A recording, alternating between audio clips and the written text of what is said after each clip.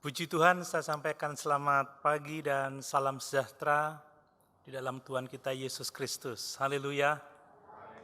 Sungguh bersyukur kita masih diberi waktu sampai hari ini untuk menikmati persekutuan dengan Tuhan dan persekutuan dengan sesama orang percaya. Di dalam persekutuan dengan Tuhan dan orang percaya, kita mendapatkan berkat-berkat yang luar biasa. Mari kita membaca di dalam surat 2 Petrus pasal yang kelima. Kita akan membaca ayat 6 sampai ayat yang ke-14. Ini adalah khotbah bagian terakhir dari surat 2 Petrus 1. 2 Petrus pasal 5, Maaf, 1 Petrus maksud saya. 1 Petrus pasal 5. 1 Petrus pasal 5 ayat 6 sampai ayat yang ke-14. Demikian firman Tuhan. Karena itu, rendahkanlah dirimu di bawah tangan Tuhan yang kuat, supaya kamu ditinggikannya pada waktunya. Serahkanlah segala kekhawatiranmu kepadanya, sebab Ia yang memelihara kamu. Sadarlah dan berjaga-jagalah. Lawanmu si iblis berjalan keliling sama seperti singa yang mengaum-ngaum dan mencari orang yang dapat ditelannya. Lawanlah dia dengan iman yang teguh, sebab kamu tahu bahwa semua saudaramu di seluruh dunia menanggung penderitaan yang sama.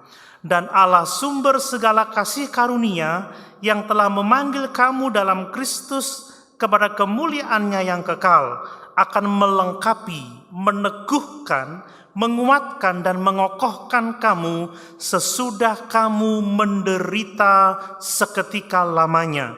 Ialah yang empunya kuasa sampai selama-lamanya. Amin. Dengan perantaraan Silwanus yang kuanggap sebagai seorang saudara yang dapat dipercayai, aku menulis dengan singkat kepada kamu untuk menasihati dan meyakinkan kamu bahwa ini adalah kasih karunia yang benar-benar dari Allah. Berdirilah dengan teguh di dalamnya. Salam kepada kamu sekalian dari kawanmu yang terpilih yang di Babylon, dan juga dari Markus anakku. Berilah salam kudus, berilah salam kudus kepada yang lain dengan cium yang kudus. Damai sejahtera menyertai kamu sekalian yang berada dalam Kristus. Amin. Puji Tuhan. Bapak Ibu Saudara sekalian, hidup di dunia yang semakin sukar ini, kita harus memiliki kecakapan untuk menangani penderitaan. Ya, kita harus cakap menghadapi pergumulan. Kita harus cakap menghadapi penderitaan. Kenapa kita harus cakap menghadapi penderitaan? Karena penderitaan itu adalah satu kepastian dalam dunia yang semakin sukar ini. Saudara, suatu saat kita pasti akan menderita. Mungkin ini adalah statement yang paling tidak disukai. Tapi realitanya seperti itu. Kita bersyukur saat ini kita dalam keadaan baik, amin. Tetapi ada waktunya kita akan mengalami penderitaan. Bahkan ada pada waktunya kita akan meninggalkan dunia yang fana ini untuk masuk dalam kemuliaan kekal bersama-sama dengan Yesus dalam kerajaan surga. Kita harus cakap menghadapi penderitaan. Kita harus terampil menangani pergumulan. Sebab hidup di dunia yang berdosa ini, penderitaan adalah satu kepastian.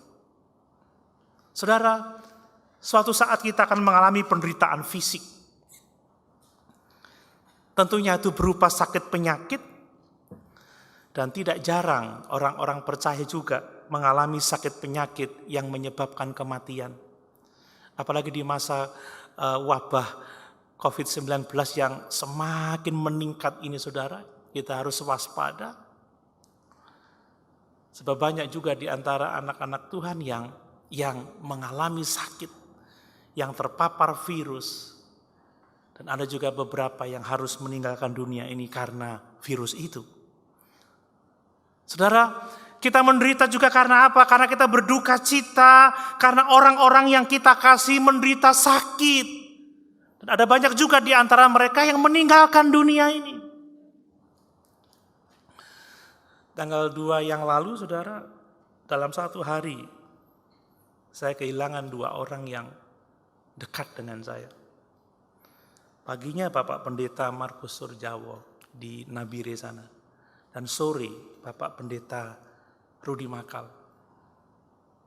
Saya berdoa sungguh-sungguh untuk kedua saudara ini supaya Tuhan menolong dan memberi kesembuhan. Tetapi rupanya Tuhan berkehendak lain. Dan itu mendatangkan penderitaan.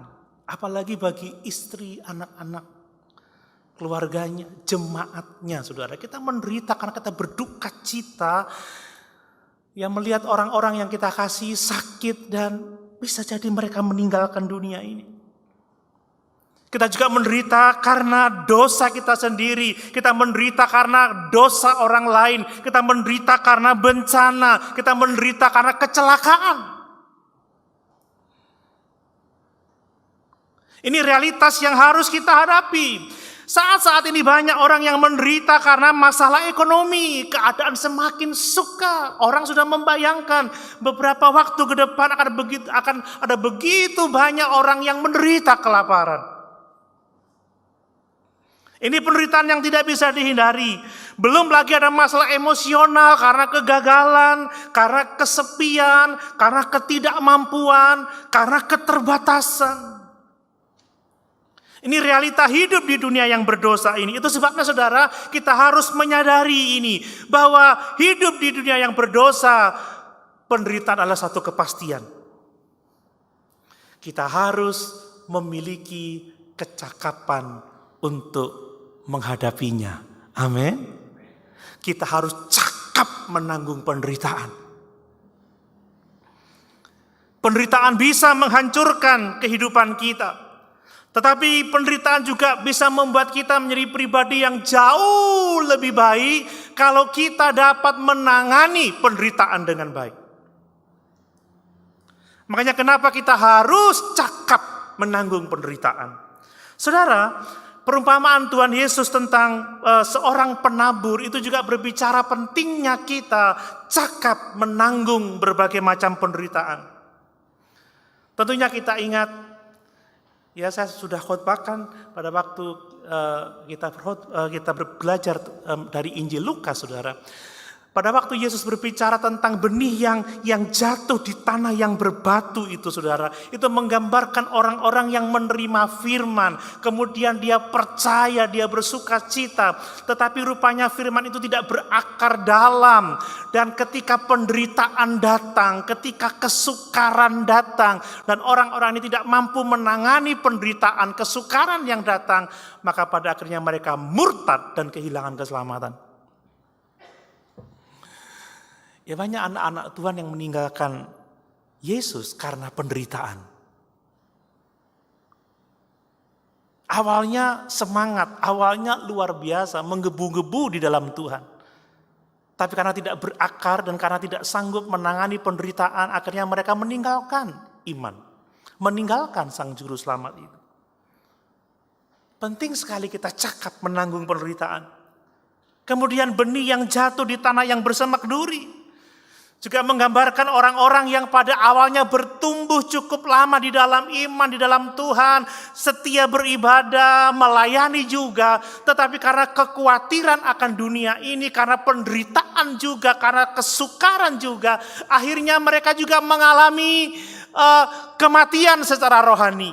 Benih itu yang sudah tumbuh dan yang lama tumbuh itu tidak berbuah sebab mati karena aniaya juga, mati karena kekhawatiran akan dunia ini.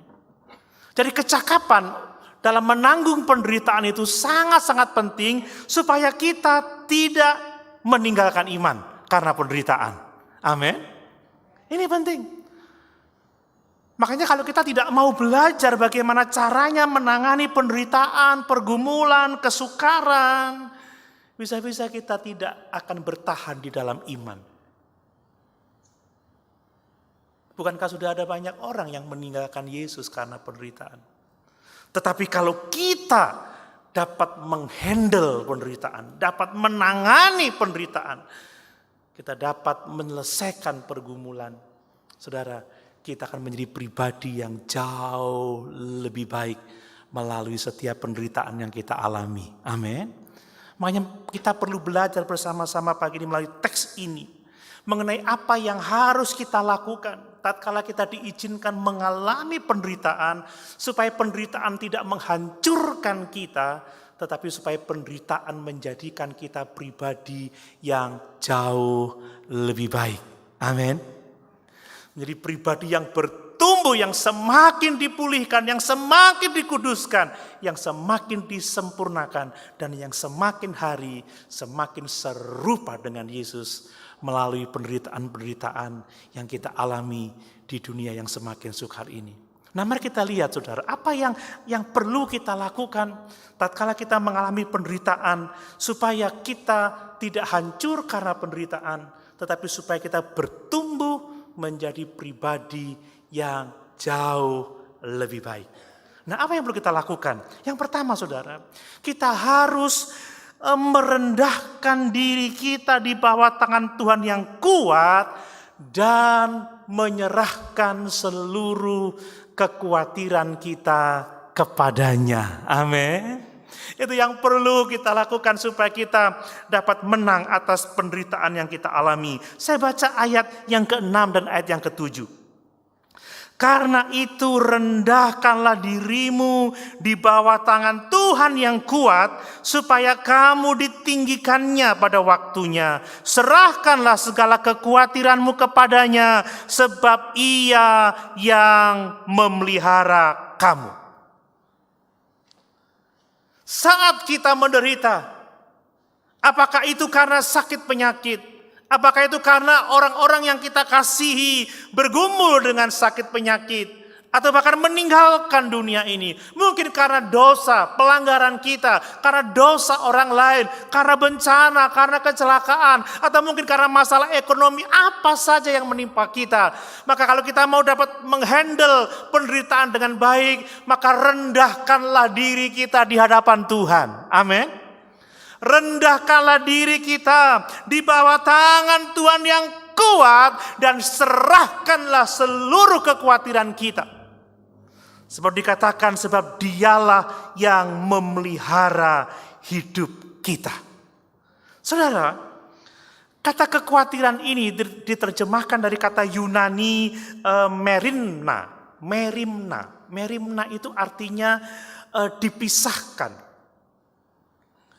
Jadi memang dalam bahasa Inggris diterjemahkan dengan kata worry atau anxiety.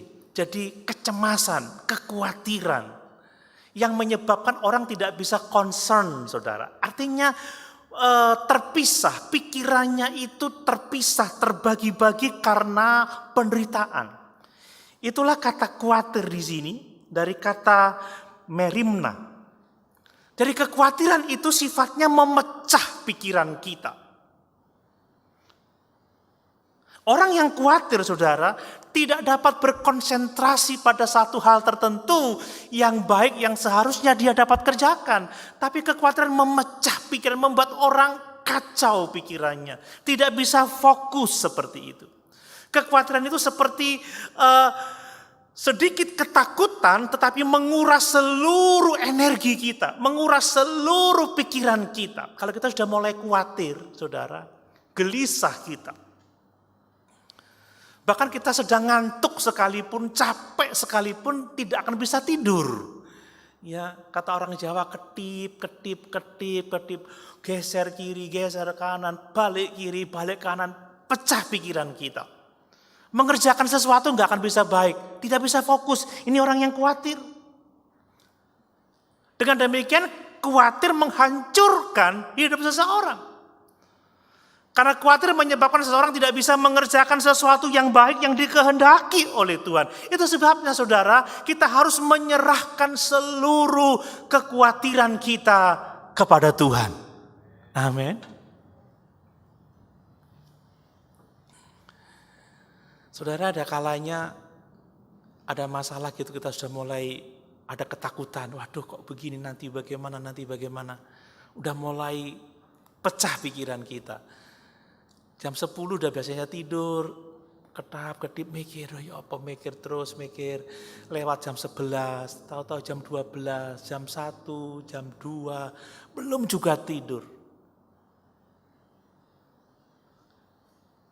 Tidur pun sudah enggak tahu tidur bagaimana, bangun pagi, mau kerja, masih mikir itu, enggak bisa fokus, lihat itu lagi, akhirnya kerjaan semuanya berantakan. Kalau kita tidak mau hancur karena penderitaan, serahkanlah kekhawatiran kita kepada Tuhan. Apapun yang kita hadapi, saudara. Ketika kita menyerah dan kita percaya bahwa Dia akan memelihara hidup kita, di situ ada kekuatan untuk kita fokus melakukan sesuatu yang baik yang harus kita lakukan seperti yang dikehendaki oleh Tuhan. Lalu mungkin saudara bertanya, kenapa kita harus merendahkan diri? Sebab kekhawatiran itu disebabkan karena kesombongan, kecongkakan. Karena kita berpikir kita harus menanganinya sendiri. Kita harus mengatasinya sendiri. Ketika orang-orang berpikir bahwa dia harus menanganinya sendiri dan menyadari kelemahannya, keterbatasannya, maka muncullah kekhawatiran itu. Kita seringkali berdosa karena kita tidak mengandalkan Tuhan.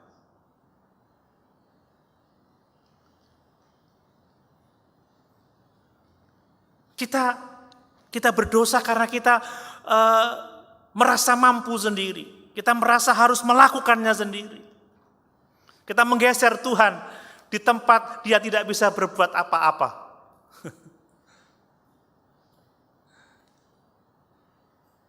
Dan ada kalanya saudara, kita memang percaya kepada Tuhan, kita kadang berdoa memang minta pertolongan, tetapi setelah berdoa kita tidak tahu apa artinya menyerahkan semua kekhawatiran kita kepada Tuhan. Kita masih memikirkannya, kita masih memikulnya, kita tidak bisa tenang dan membiarkan diri kita beristirahat. Mengandalkan diri sendiri itu berbicara tentang kesombongan. Kadang kita ingin Tuhan itu menolong kita dengan cara yang seperti kita inginkan. Tuhan kalau bisa begini, Tuhan kalau bisa begitu, kenapa Tuhan tidak melakukan ini? Kenapa Tuhan tidak melakukan itu? Kita seolah-olah lebih pintar dari Tuhan, kita lebih tahu dari Tuhan. Kita tidak bisa membiarkan Tuhan mengerjakan sesuatu untuk menolong kita dengan caranya Tuhan. Tapi kita mau Tuhan melakukan semuanya menurut cara kita. Saudara, ini sesuatu yang sering kali terjadi, yang mengharuskan kita merendahkan diri kita di bawah tangan Tuhan yang kuat.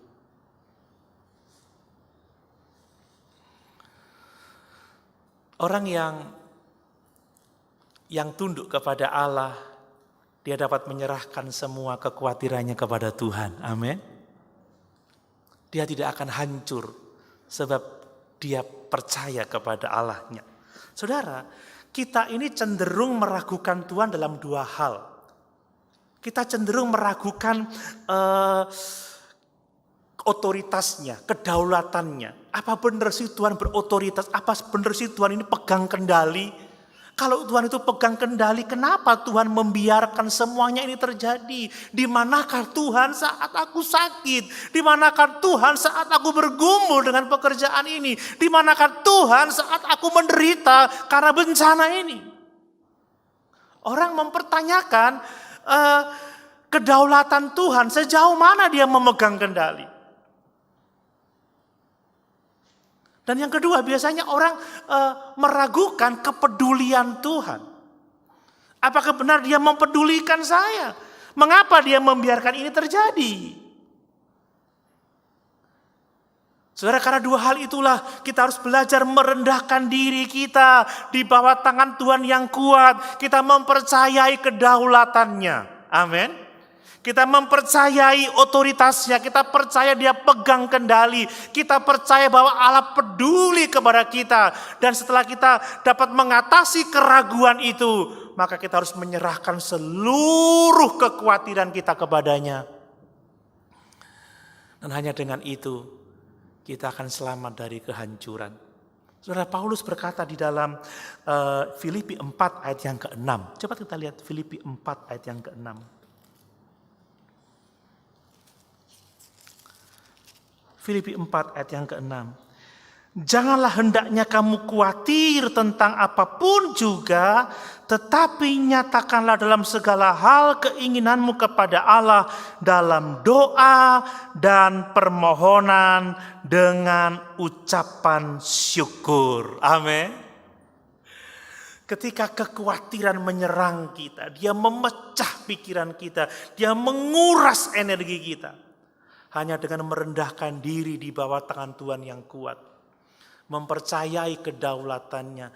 Hanya dengan mempercayai bahwa dia mempedulikan kita. Seraya kita menyerahkan seluruh kekhawatiran kita. Kita akan tetap dapat bertahan dalam penderitaan seberat apapun juga. Amin. Janganlah hendaknya kamu khawatir tentang apapun juga.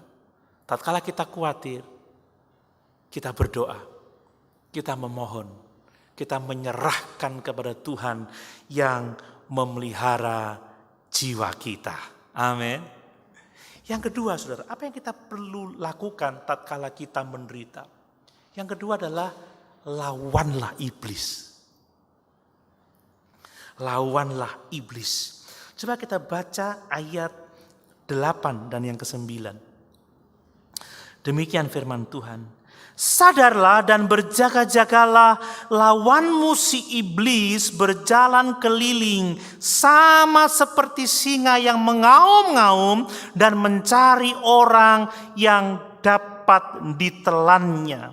Lawanlah dia dengan iman yang teguh, sebab kamu tahu bahwa semua saudaramu di seluruh dunia menanggung penderitaan yang sama. Amin. Lawanlah iblis, saudara. Setelah Petrus mengatakan, rendahkanlah dirimu di bawah tangan Tuhan yang kuat dan serahkanlah seluruh kekhawatiranmu. Tiba-tiba Petrus mengingatkan, sadarlah, berjaga-jagalah. Saudara, Tuhan membuat kita merasa aman karena kita bersandar kepadanya dan menyerahkan kekhawatirannya, tetapi tidak berarti kita lengah. Tidak berarti kita tidak waspada terhadap iblis yang selalu berusaha untuk menjatuhkan hidup kita. Apa yang saya mau katakan, saudara? Saat kita menderita, itu adalah kesempatan terbaik iblis untuk menghancurkan hidup kita. Amin. Memang tidak semua penderitaan disebabkan oleh karena iblis, tidak. Tetapi ketika iblis mengetahui bahwa kita sedang menderita, kita sedang bergumul, kita sedang sakit, kita sedang mengalami persoalan-persoalan yang lain, itu kesempatan bagi dia untuk mengganggu kita, untuk melemahkan iman kita, untuk menjatuhkan kita, dan tujuan utamanya adalah untuk menghancurkan kehidupan kita.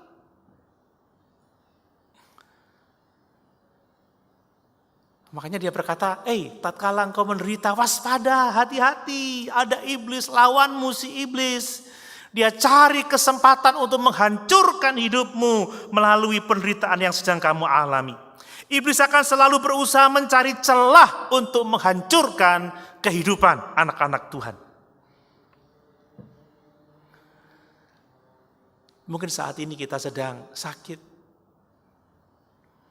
Saat ini kita punya masalah ekonomi, ada anggota keluarga kita yang sakit. Atau ada masalah-masalah yang lain dalam hidup ini.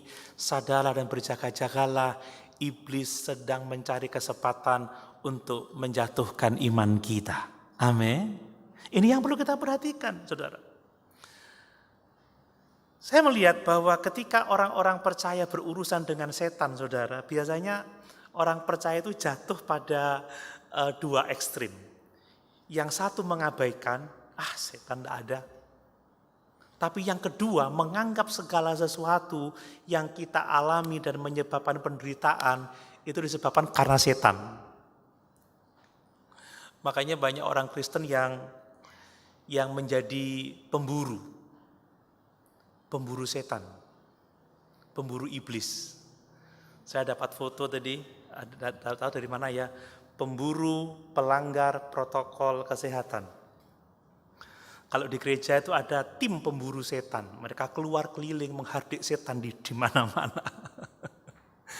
Saudara, seringkali kita jatuh dalam ekstrim yang kedua. Kalau yang pertama orang mengabaikan, itu juga salah, saudara. Karena kita harus ingat kalau kita menderita, iblis itu mencari kesempatan untuk menjatuhkan kita. Tapi yang kedua, ekstrim yang kedua adalah menganggap segala penderitaan kita disebabkan oleh setan. Ya, makanya orang memburu setan. Pilek itu pekerjaan setan. Kita usir roh pilek dalam nama Yesus Kristus. Padahal pilek karena virus. Ya. Kemudian kalau ada masalah dengan pengeras suara, waduh, setan mengganggu ibadah ini, kan begitu. Setan semua disalahkan. Dan ini yang sering kali kita lihat sekarang, semuanya yang disalahkan setan. Kita jatuh karena setan. Ya.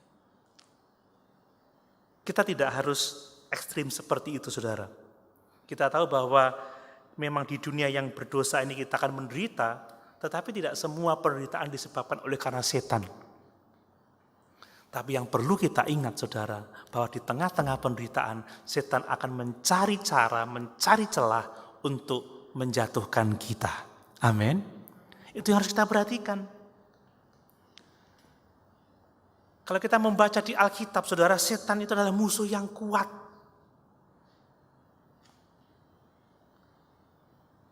Dia memiliki pasukan yang sangat banyak, malaikat-malaikat yang jatuh itu. Dan saudara ingat di dalam Yudas pasal yang ke-9. Bahkan Mikael pun tidak berani menghakimi iblis dengan kata-kata hujatan. Mikael ini penghulu malaikat, dia tidak menghakimi iblis dengan kata-kata hujatan, tetapi dia berkata, kiranya Tuhan menghardik engkau. Coba lihat Yudas 1 ayat yang ke-9. Ini bicara soal setan, supaya kita tidak terjebak pada ekstrim-ekstrim tertentu, saudara. Yudas 1 ayat yang ke-9. Tetapi penghulu malaikat Mikael, ketika dalam suatu perselisihan bertengkar dengan iblis mengenai mayat Musa, tidak berani menghakimi iblis itu dengan kata-kata hujatan, tetapi berkata, kiranya Tuhan menghardik engkau. Nah, kalau Mikael aja ngomong seperti itu, apalagi kita, saudara. Kadang kita ini menjadi sok jago gitu ya. Kita suka menghardik-hardik setan di mana-mana.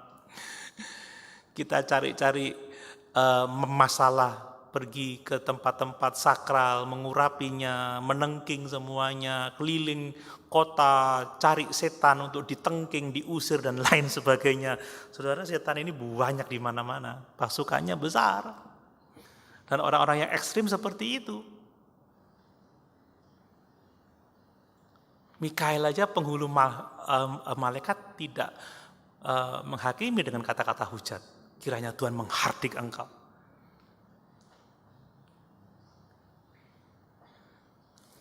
Tapi di sisi lain kita harus ingat bahwa iblis itu adalah musuh yang sudah dikalahkan. Amin. Salib menyatakan kekalahan iblis. Yesus telah meremukkan kepala ular tua itu melalui kematiannya di atas kayu salib. Itu sebabnya sekalipun iblis adalah musuh yang kuat, punya pasukan yang sangat banyak, tetapi kita juga mengenal dia sebagai musuh yang sudah dikalahkan oleh Tuhan dan Juru Selamat kita Yesus Kristus. Itu sebabnya kita dapat melawan dia dengan iman yang teguh. Dan kita yakin bahwa iblis akan lari dari kita. Amin.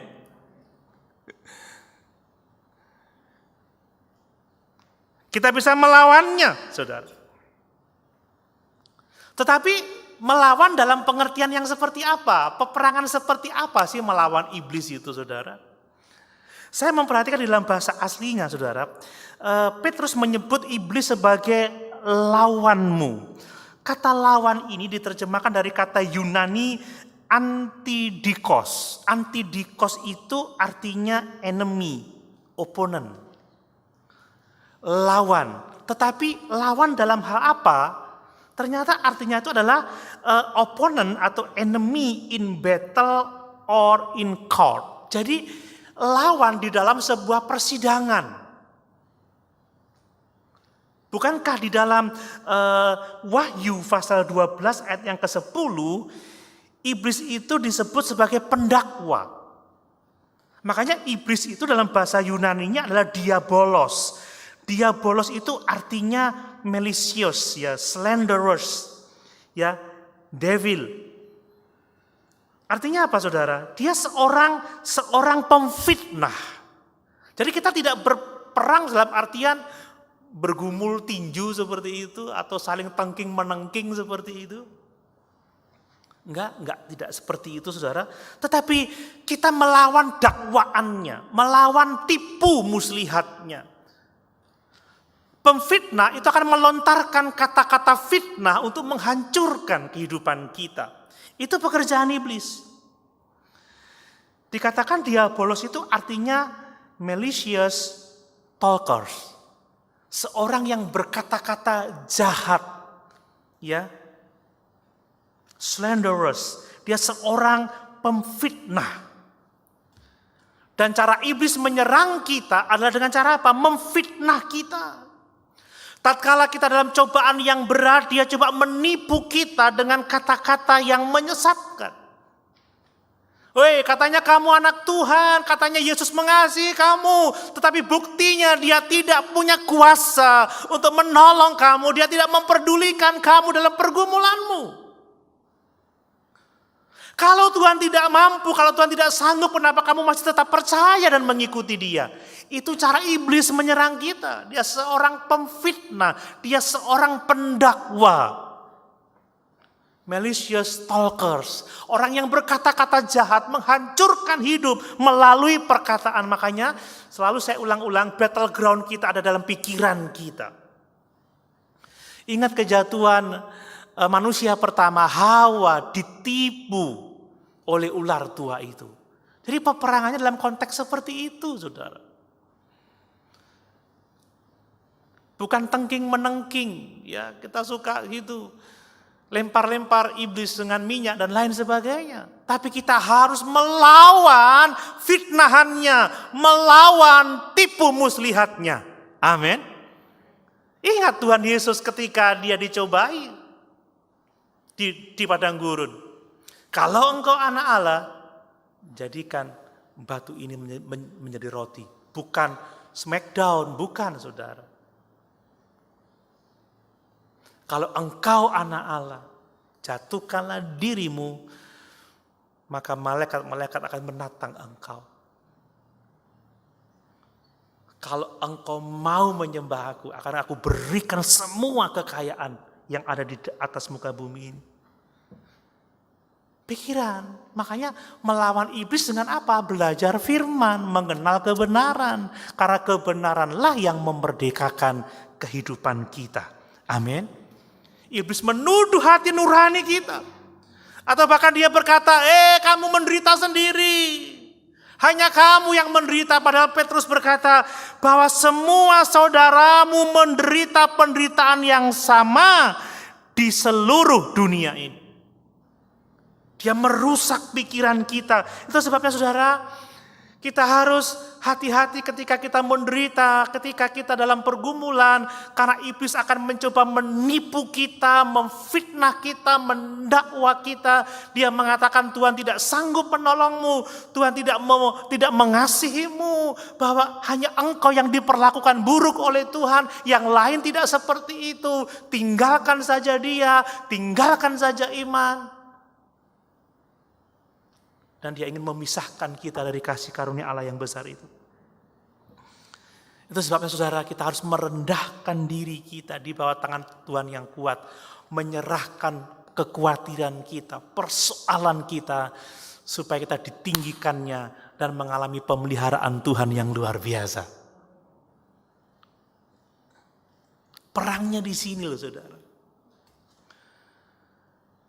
Hati-hati dengan orang-orang yang dipakai setan untuk mendakwa kita, menuduh kita, memberikan racun, kata-kata yang menyesatkan. Filsafat-filsafat kosong, pikiran-pikiran dunia yang menyesatkan itu. Melawan iblis itu sifatnya bertahan, bukan menyerang, saudara.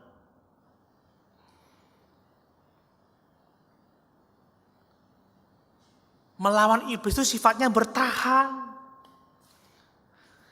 Bagaimana saya bisa mengatakan itu? Coba lihat ayat yang ke-8.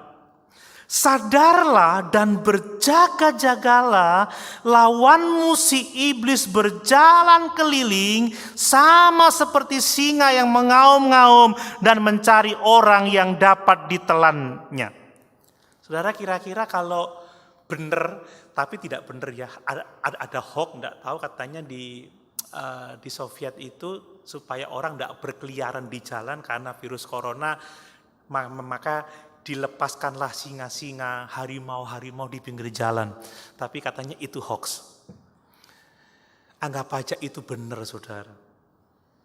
Kalau misalkan di halaman gereja ini ada 15 singa lapar keliling, apakah saudara mau keluar dari pintu itu?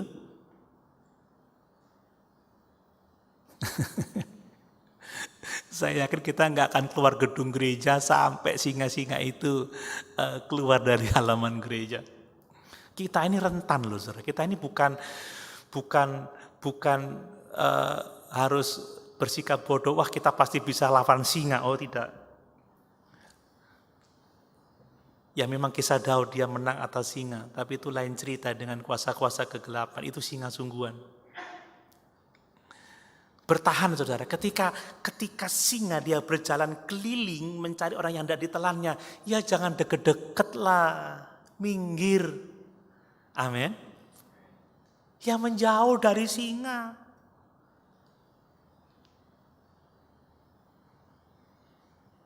Kita bukan pemburu singa yang mau cari kulitnya dan lain sebagainya, tidak. Ini singa dalam pengertian penggambaran. Singa tidak memangsa kita, ya larilah, minggirlah, seperti kata Tuhan Yesus, kalau engkau tidak dibunuh, ya larilah, seperti Rasul mula-mula mereka pergi dari kota ke kota menghindari pembunuhan itu. Kita bertahan ketika ada serangan, ketika dia mendakwa kita, ketika dia menggoda kita, ketika kita ditipunya, kita melawan, mengalahkannya, sehingga dia lari daripada kita. Saudara, ada begitu banyak hal yang harus kita menjauh daripadanya. Dosa harus dijauhi. Amin, saudara. Coba kita baca 1 Korintus 6 ayat yang ke-18. 1 Korintus 6 ayat 18. 1 Korintus 6 ayat yang ke-18. Jauhkanlah dirimu dari percabulan. Setiap dosa lain yang dilakukan manusia terjadi di luar dirinya, tetapi orang yang melakukan percabulan berdosa terhadap dirinya sendiri. Perhatikan kata-kata jauhkanlah dirimu. Kita harus menjauhkan diri. Kita ini rentan terhadap serangan setan. Kita ini mudah ditipu, mudah disesatkan. Makanya saudara, kita harus menjauh dari hal-hal yang menyesatkan. Menjauh dari hal-hal yang dapat mencemari kita. Sekarang ini kan di genggaman tangan kita ada smartphone yang mana kita bisa mengakses apapun juga. Jangan coba-coba mengakses hal-hal yang sanggup merusak pikiran kita. Amin. Jangan membaca situs-situs yang tidak beres. Jangan melihat film-film yang dapat membangkitkan hawa nafsu kedagingan kita. Setan memakai itu sebagai jerat untuk menghancurkan kita. Mari saudara, kita melawan iblis. Kalau kita menderita, itu kesempatan bagi dia untuk mendakwa kita, menipu kita. Untuk melontarkan kata-kata yang menghancurkan hidup kita. Kita harus melawannya dengan iman yang teguh.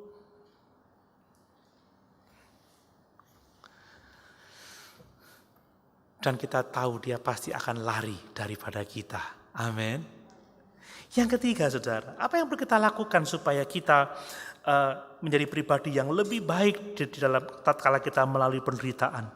Yang berikutnya adalah mari kita sungguh-sungguh percaya kepada Tuhan yang berkuasa menolong kita. Mari kita sungguh-sungguh percaya bahwa Allah punya rencana yang baik atas kehidupan kita. Bahwa dia tidak pernah meninggalkan kita, tidak pernah membiarkan kita. Dan pasti Tuhan akan melakukan yang terbaik, yaitu memelihara jiwa kita. Percaya kepada Tuhan yang berdaulat itu. Saya baca ayat 10 dan ayat yang ke-11 lagi. 1 Petrus 5 ayat 10 dan 11. Dan Allah sumber segala kasih karunia yang telah memanggil kamu dalam Kristus kepada kemuliaan-Nya yang kekal akan melengkapi, meneguhkan, menguatkan dan mengokohkan kamu sesudah kamu menderita seketika lamanya. Ialah yang empunya kuasa sampai selama-lamanya. Amin. Luar biasa, saudara. Kita harus percaya kepada Tuhan yang berdaulat itu. Dalam ayat 6 sampai 7 kita bisa melihat pentingnya percaya itu, ya. Karena itu rendahkanlah dirimu di bawah tangan Tuhan yang kuat supaya kamu ditinggikannya pada waktunya. Serahkanlah segala kekhawatiranmu kepadanya sebab Ia yang memelihara kamu. Hanya orang-orang yang percaya yang akan merendahkan dirinya di bawah tangan Tuhan yang kuat. Hanya orang-orang yang percaya yang akan menyerahkan kekhawatirannya kepada Tuhan. Ayat yang ke-9 dikatakan, lawanlah dia dengan iman yang teguh. Harus percaya kepada Allah tatkala kita menghadapi penderitaan. Ayat 10 sampai 11 tadi, bahwa Allah sumber kasih karunia yang memanggil kita akan melengkapi kita, meneguhkan kita, menguatkan kita, mengokohkan kita. Sebab Dialah yang empunya kuasa sampai selama-lamanya. Saudara, kalau kita menderita, percayalah kepada Tuhan. Amin. Tapi persoalannya, saudara, seringkali anak-anak Tuhan ini sukar mempercayai Tuhan tatkala mengalami penderitaan. Ini menjadi permasalahan bagi banyak orang. Ketika menderita, sukar mempercayai Tuhan. Ya, kadang kalau ada orang bertanya sama saya, oh bagaimana gini. Sudah wes percaya sama Tuhan. Tuhan punya rencana yang baik. Pulang pasti dengan kecewa. Wah, belek ngomong ngono tok ya iso. Itu jawaban enggak menolong sama sekali.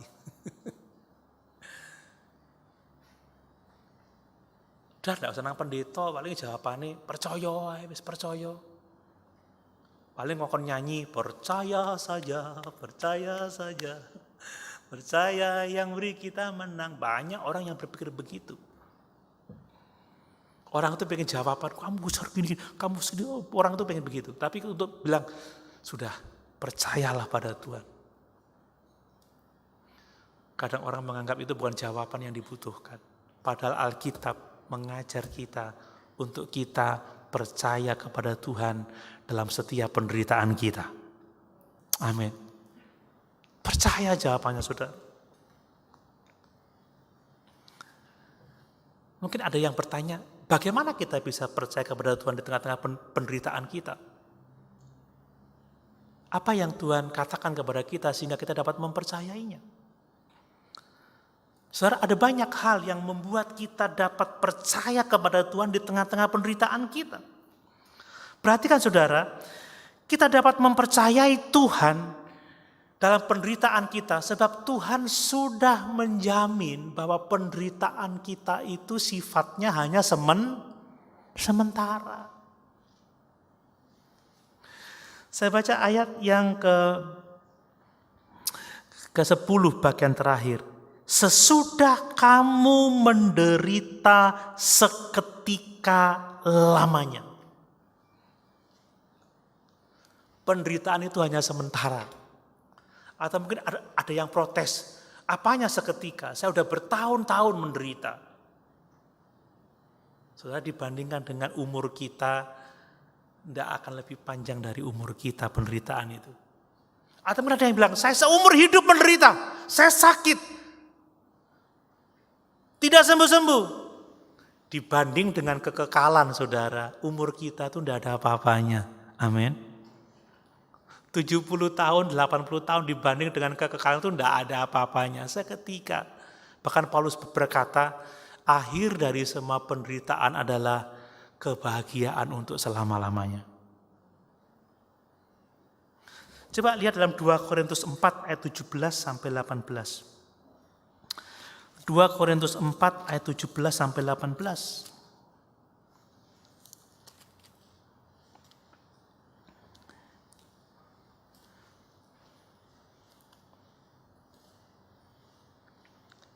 Sebab penderitaan ringan yang sekarang ini mengerjakan bagi kami kemuliaan kekal yang melebihi segala-galanya. Jauh lebih besar daripada penderitaan kami. Sebab kami tidak memperhatikan yang kelihatan, melainkan yang tak kelihatan. Karena yang kelihatan adalah sementara, sedang yang tak kelihatan adalah kekal. Yang kelihatan ini sementara, kita menderita di bumi ini, saudara. Setelah di surga nggak ada penderitaan sama sekali. Kita bisa mempercayai Tuhan sebab Dia menjamin penderitaan kita hanya seketika. Hanya sementara.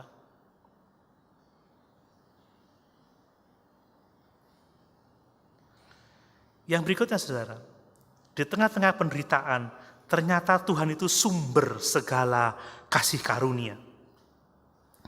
Ya. Ayat yang ke-10 lagi. 1 Petrus 5 ayat yang ke-10. Dan Allah sumber segala kasih karunia. Apa itu kasih karunia? Pemberian Allah yang seharusnya tidak layak kita terima. Ada hal-hal baik yang Tuhan sediakan bagi kita. Di tengah-tengah penderitaan kita, ketahuilah Allah bukan Allah dengan sedikit kebaikan, bukan Allah dengan sedikit kasih karunia, tetapi Allah yang adalah sumber segala kasih karunia. Amin. Dia penuh kasih karunia dan penuh dengan kebenaran. Itulah Allah yang mengasihi kita. Jadi kita dapat mendapatkan kasih karunia demi kasih karunia, pertolongan demi pertolongan, berkat demi berkat di tengah-tengah penderitaan kita. Yang kita butuhkan adalah kerendahan hati. Sebab Allah itu menentang orang congkak tetapi mengasihani orang yang rendah hati. Ketika kita menderita, datang kepada Tuhan. Dan mintalah kasih karunia-Nya, maka kita tidak akan dikecewakan oleh Tuhan. Amin. Nah, mengapa kita bisa mempercayai Tuhan? Sebab Dia adalah Allah yang empunya kuasa sekarang dan sampai selama-lamanya. Ayat 11 dikatakan saudara, Ialah yang empunya kuasa sampai selama-lamanya. Dia adalah Allah yang maha kuasa, Allah yang sanggup menyelamatkan kita dari pencobaan yang sangat berat.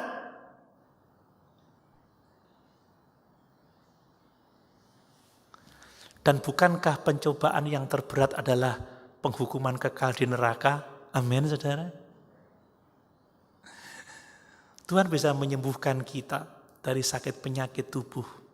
Tuhan bisa mengangkat kita dari keterpurukan. Tapi lebih dari itu, Dia telah mengangkat kita dari lumpur dosa dan menyediakan kehidupan yang kekal untuk selama-lamanya. Dia Allah yang empunya kuasa sampai selama-lamanya. Dari situ kita dapat percaya kepada Tuhan di tengah-tengah penderitaan kita. Lalu apa lagi saudara? Dia memanggil kita untuk menerima kemuliaannya. Ya. Perhatikan itu dari ayat yang ke-10 bagian A. Dan Allah sumber segala kasih karunia yang telah memanggil kamu dalam Kristus kepada kemuliaannya yang kekal. Kalau kita menjadi percaya bukan karena kebaikan kita, kemampuan kita, karena kita yang memilih Tuhan, tidak. Kalau kita menjadi anak-anak Allah sekarang itu semua karena Allah yang telah memanggil kita untuk masuk dalam kemuliaannya yang kekal. Dia yang memanggil kita untuk menerima kemuliaan yang kekal itu. Perhatikan, dia memanggil kita bukan untuk menghukum kita, tetapi untuk memberikan kemuliaan kekal sampai selama-lamanya. Apapun yang terjadi di tengah-tengah dunia yang sukar ini, ingat saudara, pada akhirnya kita akan menerima kemuliaan kekal bersama-sama dengan Tuhan Yesus dalam kerajaan sorga. Ini yang mengharuskan kita sungguh-sungguh percaya kepadanya. Apalagi saudara, sebab Tuhan akan menyempurnakan kehidupan kita melalui penderitaan. Amin. Saya baca ayat yang ke-10 bagian B. Ya, akan melengkapi, meneguhkan, menguatkan, dan mengokohkan kamu. Saya membaca dalam terjemahan lain, saudara, kata melengkapi itu artinya menyempurnakan. Tuhan akan menyempurnakan kehidupan kita melalui penderitaan. Tatkala kita menderita, Allah akan melengkapi kita, menyempurnakan kehidupan kita. Dia meneguhkan kita, dia menguatkan kita, dia mengokohkan kita. Jadi justru penderitaan itu menjadi alat Tuhan untuk menyempurnakan hidup kita. Amin. Ujian itu adalah api yang memurnikan iman kita. Jadi saudara, melalui penderitaan kita akan menjadi pribadi yang sempurna, utuh, dan tidak kekurangan suatu apapun. Saya tidak akan menjadi seperti sekarang ini kalau tidak melalui berbagai-bagai macam penderitaan sebelumnya. Dan saya yakin kita juga tidak ada pada posisi sekarang kalau kita tidak melalui berbagai-bagai macam penderitaan. Amin. Saudara, kalau lihat seseorang pasti ada jejak-jejak penderitaannya.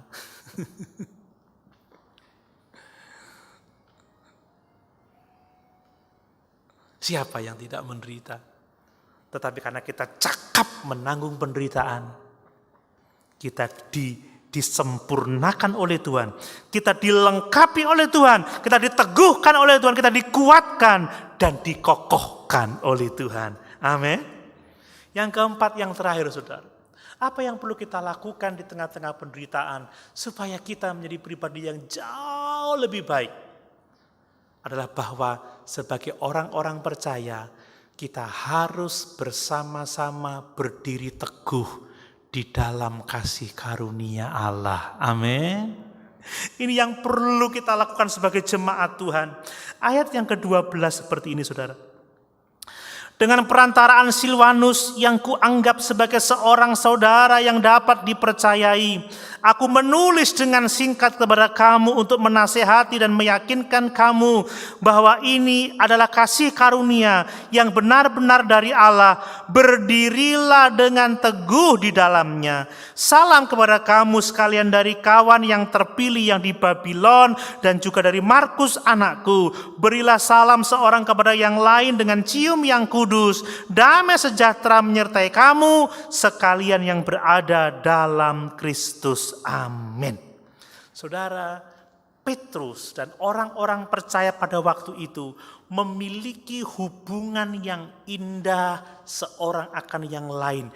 Mereka berdiri teguh bersama-sama di dalam kasih karunia Allah sehingga mereka kuat menghadapi aniaya yang menyala-nyala pada waktu itu.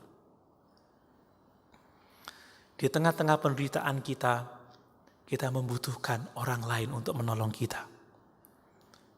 Itulah tujuan Tuhan menciptakan tubuh Kristus, supaya ketika anggota tubuh yang lain menderita, dia dikuatkan, dihiburkan oleh anggota tubuh Kristus yang lainnya. Amin.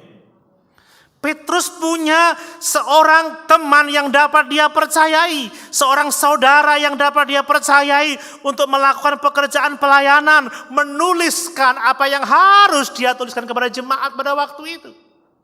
Ada Markus anaknya yang menolong dia, yang menopang dia. Ada teman-teman seiman yang lain yang memberkati Petrus dalam penderitaannya. Pendek kata saudara, orang-orang percaya bersatu. Seorang akan yang lain, berdiri teguh dalam kasih karunia Allah, menghadapi penderitaan bersama-sama, saling menopang, saling menolong, saling memberkati. Sehingga mereka cakap menanggung berbagai macam penderitaan. Amin.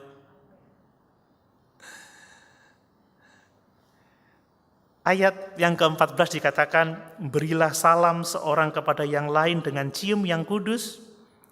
Damai sejahtera menyertai kamu sekalian yang berada dalam Kristus. Pada waktu itu saudara, budayanya salam itu dengan cium ya, cipiki, cipika. Tapi kita tidak bisa mentaati firman Tuhan saat ini karena beda budaya. Di samping itu corona saudara. Sekarang salaman aja tidak boleh. Hanya pakai salam kebajikan. Namaste. Tapi saudara, yang dibutuhkan adalah ada keakraban, ada kedekatan, ada ketulusan, ada kasih sayang yang terpancar dari dalam kehidupan kita. Amin saudara. Sekalipun kita enggak cipiki-cipika karena bukan budaya kita, kecuali yang didikan Belanda itu cipiki-cipika. Tapi kami enggak cipiki-cipika. Salaman, tapi sekarang jangan dulu sampai virus corona berlalu. Kembali ke pangkalannya. Kita tetap salam kebajikan, tapi kita hangat. Kita benar-benar menyapa dengan ketulusan, menunjukkan perhatian seorang akan yang lain. Itu memberi kekuatan yang luar biasa. Amin saudara. Amin. Kadang saya ngomong panjang seperti ini, melihat muka-muka yang tertutup masker, saya bertanya-tanya juga ya, kira-kira ini bibirnya seperti apa ya? Senyum atau cemberut atau ini kan nggak tahu saudara. Tapi pandangan mata yang hangat itu sangat-sangat menyejukkan. Amin. Mari kita berdiri bersama-sama di tengah-tengah penderitaan yang berat ini. Kita saling menopang, saling memberkati. Jadilah teman seiman yang dapat dipercaya untuk saling memberkati, saling menopang, saling menolong. Supaya di dalamnya nama Tuhan dipuji dan dipermuliakan. Amin. Mari saudara, penderitaan tidak akan mudah. Tetapi jika kita merendahkan diri kita di bawah tangan Tuhan yang kuat, menyerahkan kekhawatiran kita, tatkala kita melawan iblis, tatkala kita mempercayai Tuhan dalam penderitaan kita, tatkala kita kompak menghadapi penderitaan bersama-sama, kita cakap menanggung semua penderitaan. Amin. Mari sama-sama kita berdiri.